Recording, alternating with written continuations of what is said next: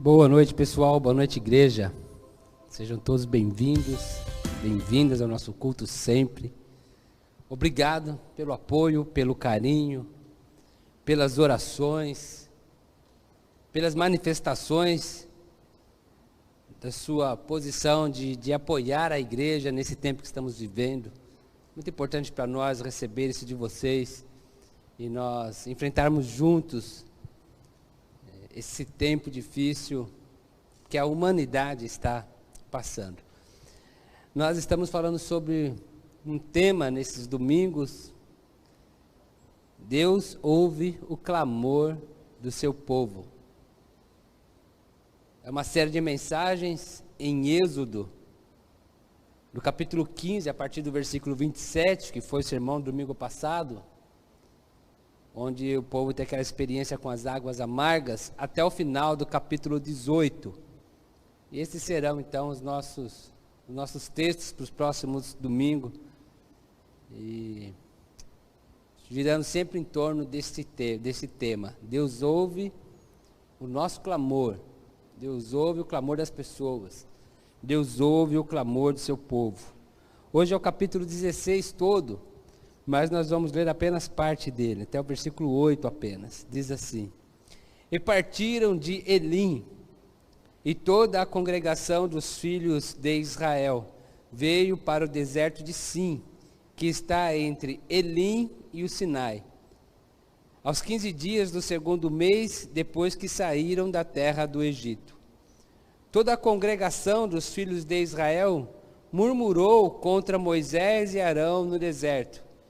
Disseram-lhe os filhos de Israel: quem nos dera tivéssemos morrido pela mão do Senhor na terra do Egito, quando estávamos sentados junto às panelas de carne e comíamos pão a fartar, pois nos trouxeste a esse deserto para matardes de fome toda esta multidão.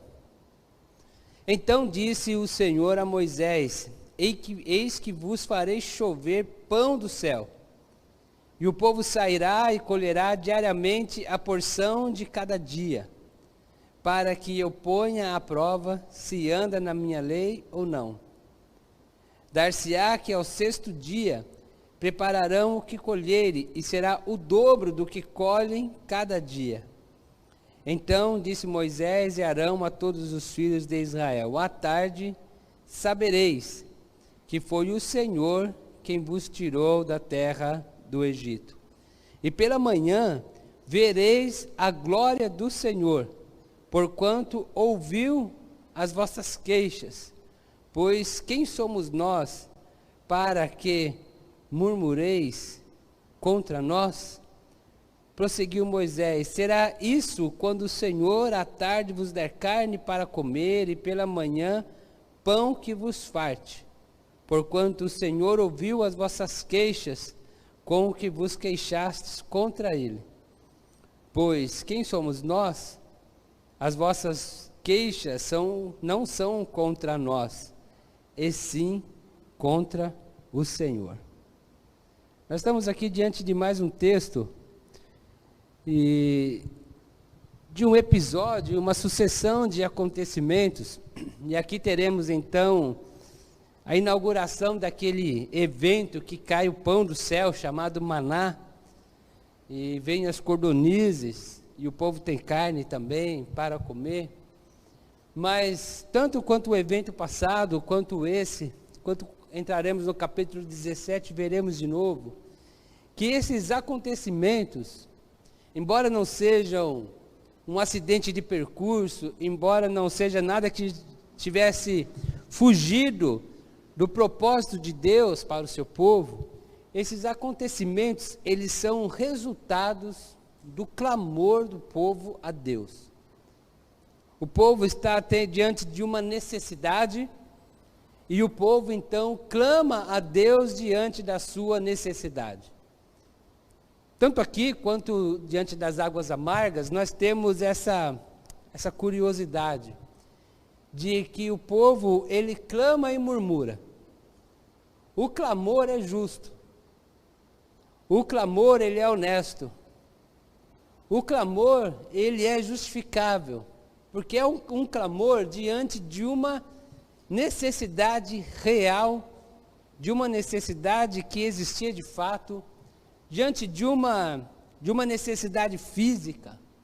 O povo precisava de água no deserto. E quando lhes faltou água, eles clamaram a Deus. E quando eles chegaram diante de águas, e aquelas águas não eram potáveis, eram amargas, o povo então clamou a Deus. E agora o povo não tem alimento. O povo está com fome, o povo não tem pão. E o clamor, ele é justo. E o povo então clama pelas suas necessidades vitais, básicas. Água e pão.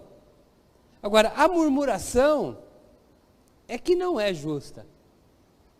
A murmuração é que é aquela extrapolação das suas emoções inconsequentes. É preciso muito cuidado com isso no nosso relacionamento com Deus e mesmo no nosso relacionamento com as pessoas. Às vezes pensando no relacionamento com as pessoas, as nossas reivindicações, elas são justas. Mas às vezes a maneira com que as expomos, elas são abusivas. E aqui o clamor do povo é justo, é justificável. Eles vão morrer de fome, se não houvesse uma providência. Eles iriam morrer de fome se Moisés e Arão não tomassem uma providência. E na verdade, eles iriam morrer de fome se Deus não provesse o alimento para eles. No entanto, a maneira com que eles fazem, as murmurações, elas não são justificáveis. Elas se tornam, inclusive, pecaminosas. É um povo que esquece do seu passado. É um povo que se esqueceu do que eles haviam vivido e do que eles tinham sofrido num passado remoto. É um povo que eles haviam esquecido que eles tinham sofrido de um passado recente. Um povo que era escravizado no Egito. Um povo que sofria opressão no Egito. O texto diz, lá no começo do capítulo do livro de Êxodo, que o povo havia crescido de uma forma extraordinária, numerosa, e os egípcios, vendo o número daquele povo ser tão grande, eles começaram a oprimir, trabalhos forçados, chicote nas costas, assassinatos, extermínios. Quando o povo do Egito percebeu que quanto mais eles oprimiam o povo, mais o povo crescia, eles começaram a assassinar as crianças, assassinar todos os meninos que nasciam. Chamaram parteiras para que matassem as crianças no parto. Zilá e Puá, o nome das parteiras. Mas essas parteiras eram tementes a Deus, não tiveram coragem de matar os meninos. Então elas não matavam. E o faraó teve outra ideia, então pegaram as crianças já até com 1, 2, 3 anos e jogaram no rio. Então todo esse sofrimento o povo havia esquecido. Havemos de convir também, podemos imaginar isso sem nenhum medo de errar, que eles não tinham assim tanta carne na panela. O povo escravizado não tem tanta carne assim na panela. Eles poderiam estar se lembrando de algum evento específico, alguma festa egípcia, em que os escravizados tivessem algum acesso a algum tipo de alimentação melhor. Mas os escravizados não tinham assim tanta abastança de comida. Temos que lembrar que o povo egípcio estava decidido a oprimir o povo de Israel, porque tinha medo de quão numeroso esse povo estava ficando. Mas quando o povo quer reclamar, então ele só se lembra dessa parte, de alguns eventos específicos, e se esquecem dos seus filhos que estavam lá, afogados no rio Nilo, esqueceram de todo o sofrimento todas as angústias que eles haviam passado. Mas a misericórdia de Deus sempre é muito maior do que os nossos pecados. Por isso que Paulo vai dizer que onde abundou o pecado, superabundou a graça. E diante de uma situação decisória, diante de um dilema, em que o povo está clamando por uma necessidade justificável, mas o povo também está murmurando, está reclamando de uma maneira muito injusta, com Moisés e Arão, e Moisés e Arão, como lemos, eles vão dizer que a queixa não é contra eles, é contra o Senhor. Então, diante de um clamor a Deus por uma necessidade justificável, e de uma murmuração injustificável, injusta contra Deus, Deus opta em atender o clamor do povo. E aqui nesse episódio, em não punir o povo pelo seu pecado. Aqui a graça de Deus, mesmo no Êxodo, que é um livro marcado pela lei, no capítulo 20, nós teremos depois da instituição das leis, mesmo no livro do Êxodo, nós podemos presenciar a manifestação da graça de Deus pelo seu povo. Não é à toa que Jeremias vai dizer no seu livro, chamado de Lamentações de Jeremias, que as misericórdias do Senhor são a causa de não sermos consumidos. Diante de um clamor justo e de uma murmuração injusta, a misericórdia de Deus se manifesta, a graça de Deus se manifesta, e agindo com misericórdia e graça, Deus atende o clamor do povo e supre a necessidade do povo e dá o pão de cada dia ao povo, o pão diário do povo. O maná caía todos os dias e manda as codornizes, né, para que o povo pudesse ter carne também e ter a alimentação da qual estava se queixando. E esse evento, que depois o texto vai chamar de maná, o nome desse alimento que cai do céu, esse evento ele tem os seus símbolos, ele tem o seu significado dentro da história do povo, dentro da formação desse povo, que era um povo que foi escravizado e que agora é liberto e vai então formar uma nação. Esse povo ele não é ainda uma nação instituída, é um povo libertado pelo Senhor, que está em peregrinação rumo a uma terra na qual se constituirá a nação de Israel. E o maná, ele vem trazer esse símbolo da presença de Deus em toda esta caminhada. Ele traz um símbolo do ideal de Deus para a formação desse povo e da comunhão que Deus deseja nutrir e formar junto com esse povo. Essa comunhão que Deus espera, que Deus oferece ao povo, da sua própria presença entre o povo, mas também que Deus espera esse retorno do povo, desejoso em comungar com Ele, desejoso em conviver com Ele, em se relacionar com Ele. Essa ideia de que nós precisamos ter esse tipo de conceito do nosso relacionamento com Deus é muito importante. Porque Deus nos chama para comungar com Ele, para viver uma vida comum. Nós e Deus vivendo uma vida comum, os mesmos sonhos, os mesmos planos, os mesmos ideais, as mesmas alegrias, as mesmas tristezas, aquilo que é comum a Deus, Deus deseja que seja comum em nós, e aquilo que é comum em nós se torna comum a Deus por meio da comunhão, desta união de uma comunidade com o próprio Deus, vivendo então este mesmo ideal, esse mesmo estilo de vida, e é assim que Deus nos convida a nos relacionarmos com Ele por meio de Jesus Cristo. E era assim que Deus também desejava viver com este povo, que ele está libertando da escravidão e o ajudando a constituir esta grande nação. E o maná que vem do céu, ele vem trazer este símbolo de tudo isso. Então nós queremos olhar alguns detalhes do que esse símbolo vem trazer para o meio do povo. Para esse povo que está sendo constituído uma nação.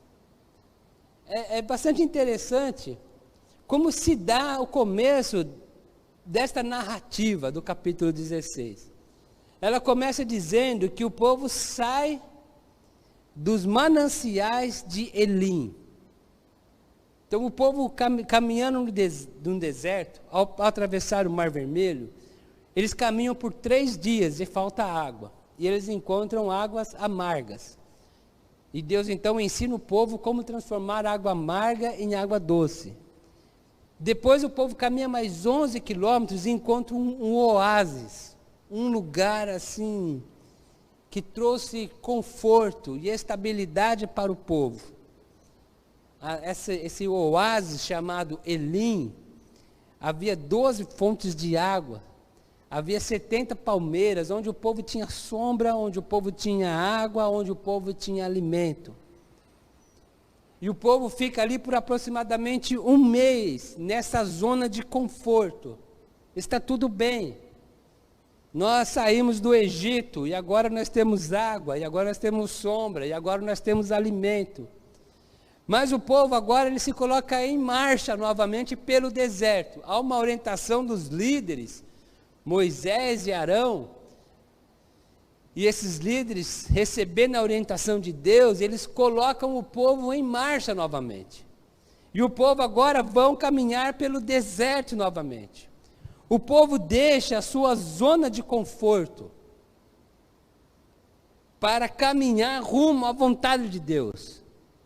Deus tem um propósito para esse povo, Deus tem um chamado para esse povo, Deus tem uma vocação para esse povo, Deus tem um plano muito claro da sua vontade para a vida desse povo. Deus tem um propósito muito estabelecido, onde Deus queria que esse povo chegasse e quem Deus queria que esse povo se tornasse. E os propósitos de Deus não era que esse povo ficasse ali, naquele oásis, e terminasse naquele oásis como um fim em si mesmo. Um povo que vai viver somente para si, somente preocupado consigo mesmo. Já temos água suficiente, já temos alimento suficiente, vamos ficar por aqui. Deus tem algo maior, mais extraordinário, um propósito, um chamado, uma vocação para esse povo. Esse povo deve deixar um legado na história. E para que esse povo alcance esse desígnio de Deus, eles têm que atravessar o deserto. E o povo obedece. E o povo então segue os seus líderes pelo caminho do deserto. E é nesta caminhada de obediência que os problemas acontecem.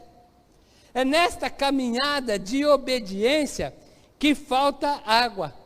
É nessa caminhada de obediência que agora falta o pão. É nessa caminhada de obediência que o povo enfrenta, mais para frente, perigos e guerras. Outros povos querem combatê-los. É nesta caminhada de obediência que o povo sofre a perseguição religiosa de outros povos. Por exemplo, quando Balaque, um rei, chama Balaão, um profeta, e ele então determina que Balaão profetize maldição contra o povo de Israel. O rei contrata o profeta e diz: agora você vai profetizar maldição contra este povo. É nesta caminhada de obediência que tudo isso acontece. Problemas, escassez dos recursos vitais, perseguições, perigos. E o povo, então, ele enfrenta tudo isso. Agora, existe um detalhe assim, muito especial no livro de Êxodo, que às vezes nós deixamos escapar. É que esse povo que obedece a Deus e que enfrenta o deserto, esse povo que mesmo que parcialmente, mas principalmente pela visão dos seus líderes, eles concebem que eles têm um propósito maior, eles têm uma vocação, e eles adentram deserto afora para cumprir esta vocação, enfrentando todos esses perigos, enfrentando esses sofrimentos, enfrentando esses problemas, essas escassezes. Este povo não morre no deserto por falta de água. Esse povo não morre no deserto por falta de pão. Este povo não morre no deserto pela guerra contra os seus inimigos. Esse povo não se torna um povo amaldiçoado porque outros profetas querem amaldiçoá-los. Esse povo, eles conseguem ter todas essas necessidades supridas por Deus. E cada vez que faltava água, o povo clamava. Ou a água amarga ficava doce, ou saía a água da rocha. De alguma maneira, Deus provê a necessidade desse povo. Quando falta pão, este povo clama. E então Deus manda pão do céu para esse povo. Quando tem guerra, Moisés se coloca em oração e Moisés fica com as mãos erguidas. E enquanto Moisés está com as mãos erguidas, Deus abençoa e o povo vence a batalha. Quando Balaque contrata Balaão, Deus não permite que Balaão vá profetizar maldição contra o povo. É um Deus que ouve o clamor do seu povo. É um Deus que atende o clamor do seu povo. É um Deus que não deixa o seu povo, quando está nessa caminhada de obediência, nessa caminhada de cumprimento da sua vocação, é um Deus que não lhes deixa faltar nada. Esse povo morre no deserto, mas ele morre no deserto por sua rebeldia, por sua idolatria, por sua ingratidão e por sua desobediência. Aqui está a receita do fracasso do povo de Deus. Rebeldia contra Deus, idolatria, colocar qualquer outra coisa no seu coração, no lugar de Deus e da sua vontade, ingratidão a Deus, esquecimento dos livramentos passados, da bondade de Deus, ingratidão pela nossa salvação e desobediência. Esse povo morre por esta causa. Somente Josué e Caleb sobrevivem desta geração. Mas esse povo não morre pelo descuido de Deus de suprir as suas necessidades. Porque todas as vezes que esse povo clamou por uma necessidade justa, Deus atendeu a necessidade desse povo. Como igreja, nós temos uma lição extraordinária aqui para nós. Porque a igreja hoje é esse povo de Deus, ao qual Deus tem um propósito muito maior, ao qual Deus tem um projeto muito delineado e específico, de ser sal da terra, de ser luz do mundo, de ser sinal histórico do reino dele aqui, de sermos um sinal de que Deus está presente na vida das pessoas, através da vida do povo da igreja, mas também através da ação da igreja no mundo, e as pessoas perceberem Deus nas suas ações. Quando Mateus diz assim: brilhem as vossas obras entre os homens, e o povo glorifique a Deus que está nos céus. Quer dizer, o povo percebe que Deus não está só nos céus, mas está na vida desse povo, e a obra desse povo declara a presença desse Deus. Então nunca vai faltar o necessário para a igreja cumprir a sua missão. Nunca vai faltar o necessário para a igreja cumprir o seu legado.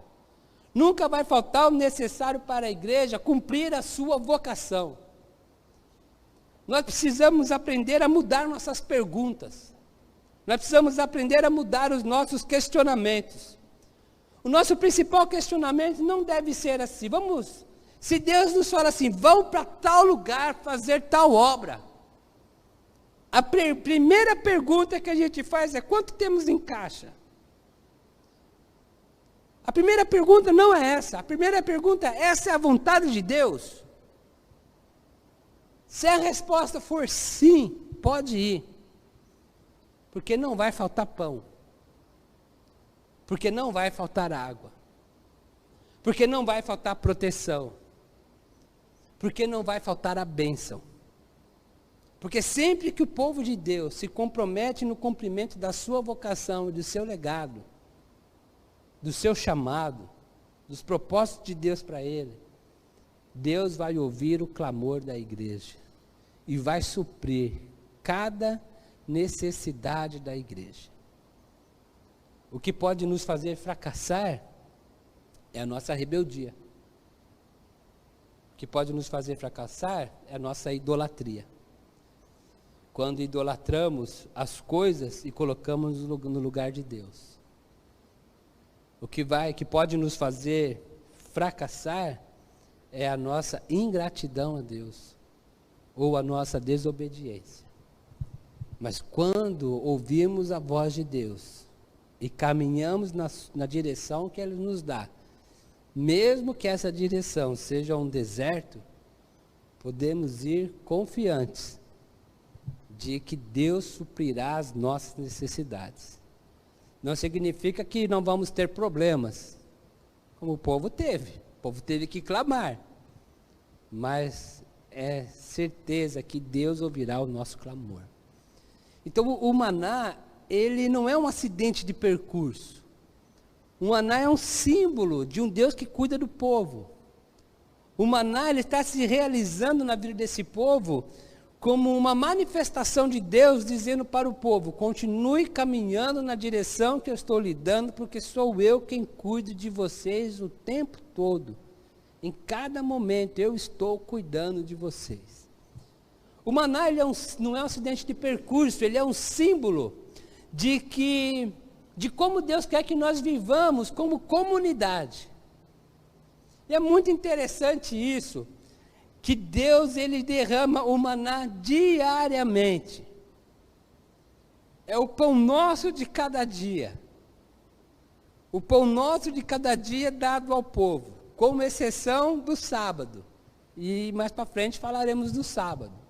Com exceção do sábado, havia então ali o derramar deste maná, o suprimento deste maná, esse alimento que Deus dá ao povo diariamente para aquele dia. Nas orientações, a partir do versículo 8 que lemos, você pode ler o capítulo todo depois, você vai perceber que Deus diz o seguinte: não pegue mais que o necessário, e dá lá uma medida de quanto cada pessoa precisa. Não pegue mais que o necessário. Não guarde para o dia seguinte, porque se você guardar vai estragar. Apenas na sexta-feira eu vou dar uma porção dobrada, e vocês então peguem para 2 dias. Você pega o pão de amanhã, e milagrosamente, da sexta para o sábado, o pão não vai estragar, e vocês vão ter o pão saudável para vocês comerem no dia seguinte. Deus está sendo didático com o povo. Deus está ensinando esse povo a viver em comunidade. Deus está ensinando esse povo a como Ele deseja que sejam as nações. Deus está ensinando esse povo como é que Ele deseja que esse povo seja como nação. Uma nação onde todas as famílias tenham o alimento com dignidade. Então é a constituição de uma nação onde estão presentes a igualdade e onde estão presentes a igualdade e a equidade. Então está presente a igualdade e está presente a equidade. Qual é a diferença disso? A igualdade está em que todas as famílias igualmente têm o necessário para se alimentar com dignidade. Isto é igual a todos. Todas as famílias igualmente têm o pão de cada dia na sua mesa. Todas as famílias igualmente, o pai, a mãe, os filhos, eles têm o alimento necessário para eles. Isso é igual para todas as famílias. A equidade, ela caminha nessa mesma direção. E a equidade vai nos ensinar que se uma família tem 10 pessoas e outra família tem 5, então a família que tem 10, ela vai receber o dobro de alimento. Porque, teoricamente, né? Aí depende, tem o mais fitness, tem o que é um pouquinho mais guloso, mas teoricamente, a família que tem 5 come a metade do que a que tem 10. Isso chama-se equidade. A família maior recebe uma porção maior, porque a necessidade dela é maior. A família menor recebe uma porção menor, porque a necessidade dela é menor. Mas, igualmente, todos se alimentam com equidade. Ninguém pode pegar a mais. Ninguém pode chegar na frente e pegar o dobro, para depois tentar vender caro para o outro, criando essa lei de oferta e demanda, né? Imagine isso. Se as pessoas pudessem chegar primeiro e pegar um monte e deixar outros sem, que tipo de sociedade que se iria criar em Israel? Uma sociedade egoísta, uma sociedade individualista e uma sociedade violenta. Porque as famílias que pegassem um monte e deixassem as outras famílias sem pegar nada, as famílias que ficou sem pegar nada não ia deixar isso barato. Ela poderia ficar com fome um dia, 2 dias, no terceiro dia ia para o fight. O que é isso, meu? Você vai pegar 10 e vai deixar sem nenhum? Só seus filhos têm direito de comer, os meus filhos não têm. E aí então, se essa família quisesse continuar pegando um monte, ela teria que contratar pessoas para defendê-las. E aí começava então um processo de violência, de pessoas tendo que ser violentas para poder comer, e pessoas sendo violentas para poder ter mais e explorar os que não têm. O plano de Deus é uma sociedade pacífica. E uma sociedade pacífica só se constrói com igualdade e equidade de direitos. Porque quando há falta de equidade e igualdade de direitos, gera violência. E violência gera violência. E se cria uma cultura de violência. E aí mesmo assim que se trabalhe para construir essa sociedade de igualdade e equidade, é preciso trabalhar ainda para acabar com a cultura de violência que já se estabeleceu. Então, por isso que cada um vai sair e pegar só o que precisa, para si, para sua família, porque o outro também vai pegar só o que precisa, e vai ter com dignidade também para a família dele. E alguém vai dizer assim, mas um levanta às 5 da manhã, o outro quer levantar às 11 horas. Não, porque era obrigatório levantar cedo e pegar. Porque a hora que saísse o sol derretia. Todo mundo também ia ter que trabalhar com equidade e com igualdade. Esse é o sonho de Deus, para construir o relacionamento entre as pessoas. Esse é o sonho de Deus para construir as nações. Não se pode ter nações bilionárias e nações miseráveis, sendo exploradas, morrendo de fome. Isso nunca foi o plano de Deus para a humanidade.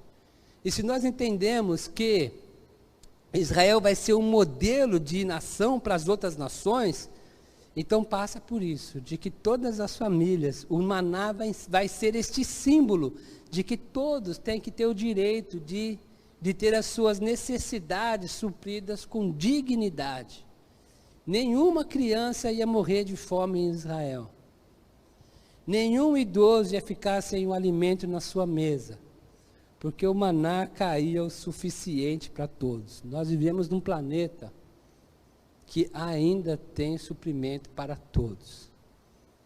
Não nos falta recursos naturais. Nos falta presença de Deus, manifesta pela igualdade e pela equidade. Isso nos falta bastante. No mundo todo. O maná é um símbolo ainda de um convite de Deus para o povo se relacionar com Ele. E nós vemos isso nesta questão de que não caía maná no sábado. Que coisa interessante. Não cai o maná no sábado. Então eles vão pegar na sexta-feira e somente na sexta para o sábado o maná não vai apodrecer. O texto é até pesado, se você ler depois, assim, porque quando Moisés ensinou o povo, não pegue para sobrar para o dia seguinte, teve quem desobedeceu e pegou. Sempre tem o que desobedece, né? Sempre. Nós somos assim, né? Enfim, criou bicho. A pessoa foi comer do dia anterior, tinha bicho, formou bicho, estragou dessa maneira. Para o povo aprender a obediência. Mas da sexta para o sábado, o pão ficava fresco, ficava saudável. Era como se fosse o pão do dia. Então, essa expressão, pegue para o amanhã, é dita assim, o pão de amanhã. O pão de amanhã, ele ficava saudável para o sábado. Agora, veja esse detalhe. Quando foi que Deus instituiu o sábado para o povo? Nos 10 mandamentos, não é isso? Onde nós temos os 10 mandamentos? Em Êxodo capítulo 20. Então aqui não tem os 10 mandamentos ainda. Mas Deus já está se manifestando no seu desejo de ter o dia de comunhão com o seu povo. O maná, ele é este gesto de Deus convidando o seu povo, como eu disse no começo, para comungar, para ter comunhão com Ele. E o símbolo está neste momento em que Deus escolhe um dia para o povo ter esse tempo de comunhão. Então, se a gente conseguir assim inserir nesse contexto e imaginar, isso é lindo demais, isso é extraordinário.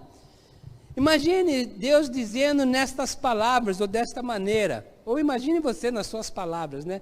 Todos os dias vocês vão ter que levantar cedo e trabalhar para colher o seu pão. Todos os dias vocês vão ter as suas atividades, as suas caminhadas, e vão ter que construir tenda depois, e desmanchar a tenda, e caminhar. Vocês vão ter toda essa dinâmica de vida. Levanta cedo todo dia, pega o maná, etc. Mas eu vou mandar uma porção dobrada na sexta-feira, para vocês não precisarem fazer isso no sábado. Porque no sábado vai ser o dia do nosso encontro.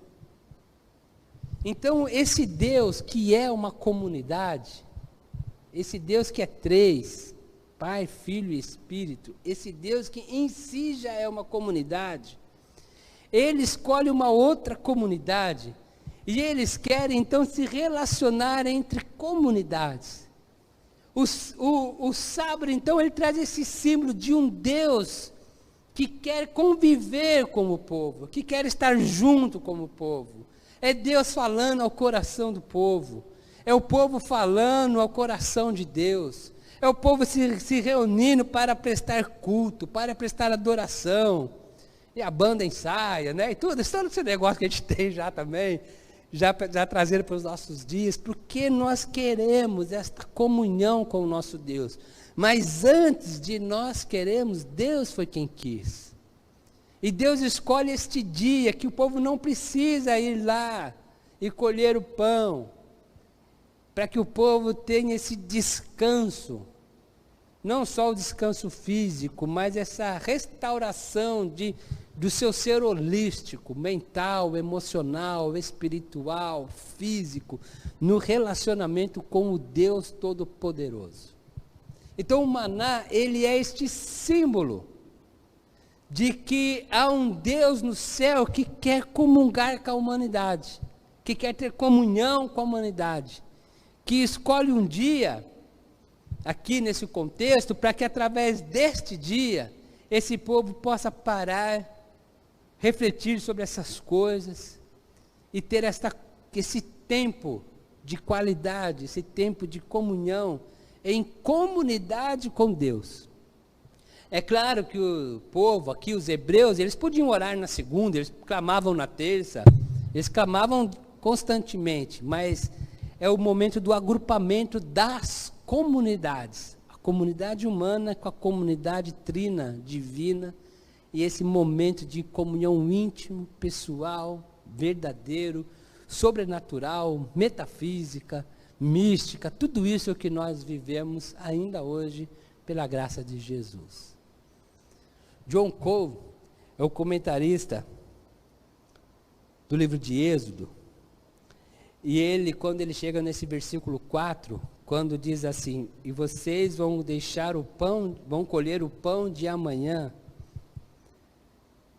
e vocês vão ter esse pão de cada dia, todos os dias, ele fala que é bem possível que Jesus estivesse fazendo referência a esse pão de cada dia, quando ele nos ensina a orar, o pão nosso de cada dia nos dá hoje. Joaquim Jeremias, que é um dos teólogos do Novo Testamento, ele dá um passo além. Ele pega uma tradução da oração do Pai Nosso em aramaico, num texto que era conhecido como o Evangelho de Nazaré. Porque nós sabemos que os textos dos evangelhos que temos estavam escritos em grego. Mas havia uma versão em aramaico. E esta versão em aramaico é chamada Evangelho de Nazaré.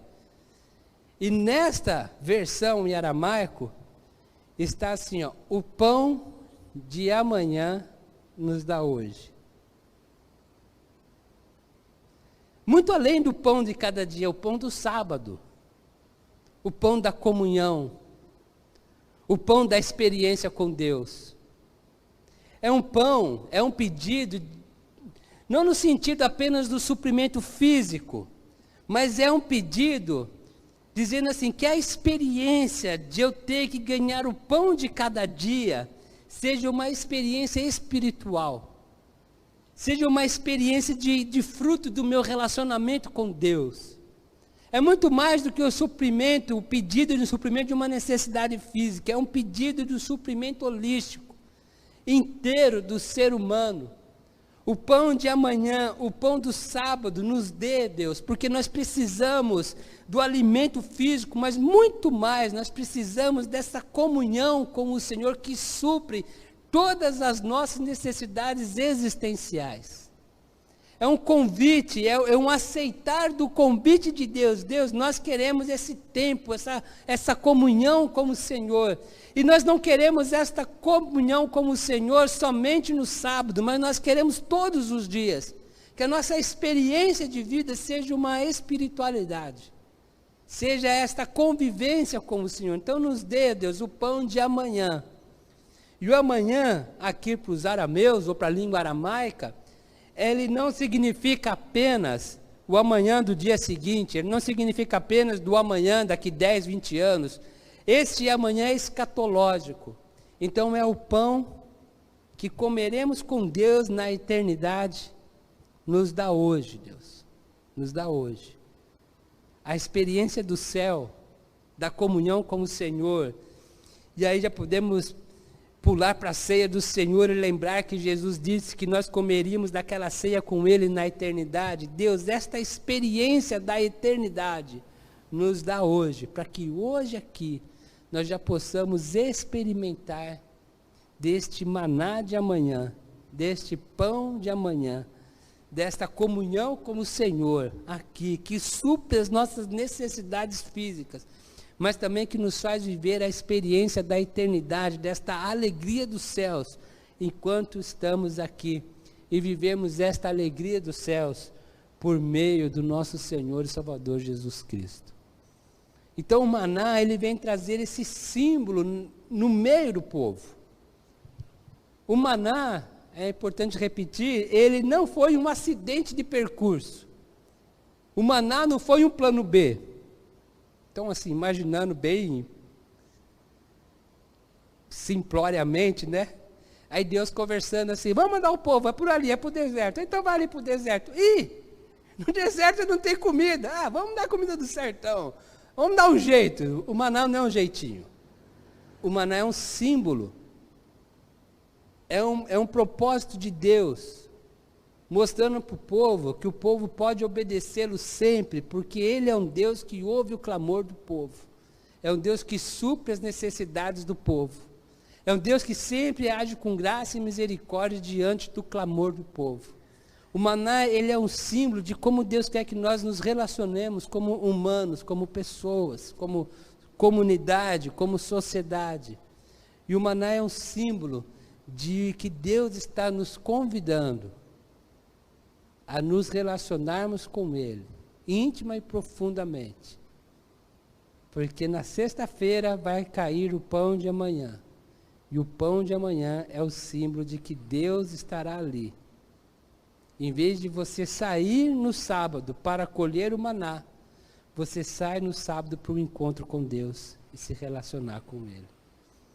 E é isso que Jesus nos ensina a pedir, o pão de amanhã, o pão da comunhão, a experiência de sairmos e comungarmos com Ele mesmo, através do sacrifício dele mesmo. Vamos orar, vamos pedir essa bênção para Deus. Que o Senhor nos ensine a perceber as suas ações entre nós como um símbolo muito maior do que um acontecimento histórico e pontual, mas com um significado profundo para todas as nossas relações. Ó Deus, obrigado pela Tua palavra tão viva para nós. Obrigado a Deus por tudo que o maná veio significar para aquelas pessoas ali. O Teu cuidado entre eles, a resposta do clamor do povo, o atender da súplica do povo por uma necessidade justa, a fome. Ó Deus, nós clamamos agora, em nome de Jesus, pela fome entre as nações, pela fome que há em nossa cidade, pela fome que há no nosso país, pela fome que há no mundo, ó Deus. Tantas pessoas que não têm o maná hoje na sua mesa. Quantas crianças, adultos, quantos pais angustiados porque não têm o que servir para a sua família. Quantos idosos, ó Deus, abandonados, sem ter o pão na mesa. E nós, ó Deus, nos unimos com esse povo no clamor, ó Deus. Nós te somos agradecidos em nome de Jesus pelo pão em cada mesa que teve o pão hoje, ó Deus. Nós não queremos ser murmuradores como aquele povo, blasfemos. Ao contrário, nós expressamos a Ti toda a nossa gratidão, porque sabemos que se nós temos, é fruto da Tua bondade, misericórdia, graça. Mas, ó Deus, ensina-nos a construir um mundo diferente. Ajuda-nos a, como igreja, a sermos uma voz profética, Deus, contra qualquer desmando que tira o pão da mesa das famílias. Ó Pai querido, usa as nossas vidas como uma expressão da Tua vontade para esta geração. Guia-nos, ó Deus, na direção que o Senhor quer que nós guiemos, nós andemos. Ó Pai, nos dê a coragem de enfrentar cada problema, cada dificuldade, a sair da nossa zona de conforto, a sair dos mananciais de Eli e adentrar o deserto adentro para cumprir o chamado e a vocação da igreja. Ajuda-nos, ó Deus, a termos esse desejo ardente do pão de amanhã. Construa em nós a cada dia esse desejo de nos levantarmos, ó Deus, para caminhar para um relacionamento contigo, para a comunhão contigo, usando o sétimo dia aqui como exemplificado, ó Deus, que nós possamos ter esse momento de adoração entre comunidades, nós como comunidade, como Deus trino comunitário, e juntos nos relacionarmos verdadeiramente por meio do sangue de Jesus. Ó Deus, que nós possamos ter isso tão vivo em nós, que possamos evangelizar a outros e trazer outros e muitos outros a experimentar o pão de amanhã, o pão da comunhão, a experiência celestial aqui, por meio do nosso relacionamento com Jesus. É o que nós te pedimos, no nome desse Jesus, o nosso Senhor. Amém? O Senhor nos abençoe.